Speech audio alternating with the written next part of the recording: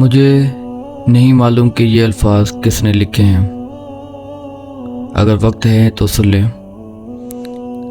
مرد کے کپڑوں میں عورت کی صفائی دکھائی دیتی ہے، عورت کے لباس میں مرد کی مردانگی ظاہر ہوتی ہے، اور لڑکیوں کے لباس میں ماں کے اخلاق نظر آتے ہیں۔ ہم محبت، رواداری، وفاداری، احترام اور تمام اعلیٰ اقتدار پر پلی ہوئی نسل ہیں۔ ہم ان مردوں اور عورتوں کے درمیان رہتے تھے جو پڑھنا لکھنا نہیں جانتے تھے، لیکن انہوں نے تعلقات اور احترام میں مہارت حاصل کی تھی۔ انہوں نے ادب نہیں پڑھا لیکن ہمیں ادب سکھایا۔ انہوں نے ادب نہیں پڑھا لیکن ہمیں ادب سکھایا۔ انہوں نے فطرت کے قوانین اور حیاتیات کے مطالعہ نہیں کیا، لیکن انہوں نے ہمیں شائستگی کا فن سکھایا۔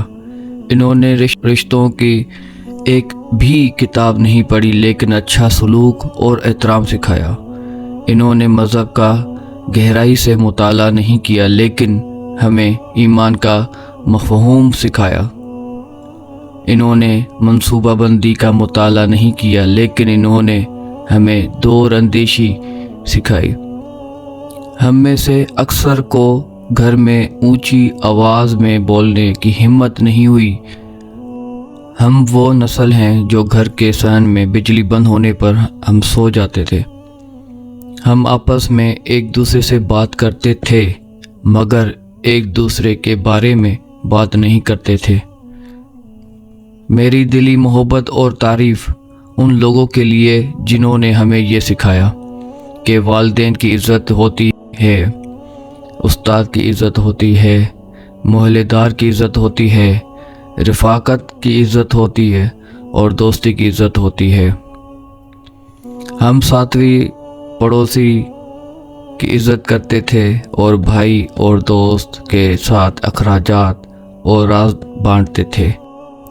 ان لوگوں کے لیے جنہوں نے وہ خوبصورت لمحات گزارے، اور اس نسل کے لیے جس نے ہمیں پرورش اور تعلیم دی، اور میں ان سے کہتا ہوں کہ آپ میں سے جو زندہ ہیں اللہ رب العزت ان کی حفاظت اور صحت عطا فرمائے۔ جو ہمیں چھوڑ کر اس دنیا فانی سے چلے گئے ان کی بخشش فرمائے، آمین۔ السلام علیکم۔